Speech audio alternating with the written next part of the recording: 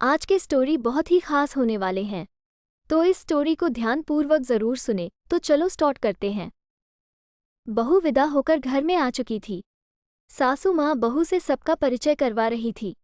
बहू, ये तुम्हारी मम्मिया सास है, वो तुम्हारी मोशिया सास है, वो तुम्हारा ममेरा देवर है आदि।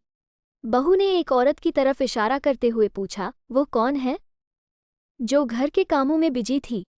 सासू माँ ने मजाक उड़ाते हुए बोला, वो हमारे घर की दाई है, और हंसने लगी। बहू की नज़र ददिया सास की ओर गई।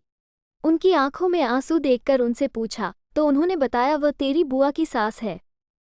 तेरी सास ने अपनी नंद को कभी पसंद नहीं किया, इसलिए वो हमेशा इसी तरह बोलकर मजाक उड़ाती है। मेरी बेटी तो यहाँ आना भी नहीं चाहती, उसे कोई कमी नहीं है, पर मेरे मुंह में चली आती है। कुछ सालों बाद बहू को संतान होने पर घर में एक छोटी सी पूजा रखी गई, जिसमें सारे घर के सदस्य आए थे। पूजा में बहू के मायके के रिश्तेदार भी थे, जो बहू के ससुराल वालों से परिचित नहीं थे। मायके के किसी रिश्तेदार ने बहू की नंद की ओर इशारा करके पूछा, ये कौन है? नंद घर के कामों में व्यस्त थी। बहू ने बेधड़क कहा, ये हमारे घर की दाई है। सासू माँ ने ये सब सुन लिया और गुस्से में बोली, तुम्हारी हिम्मत कैसे हुई ऐसा बोलने की? एक तो वो यहाँ मदद कर रही है, ऊपर से तुम उसका मजाक उड़ा रही हो। उसे किसी चीज की कमी नहीं है, समझी?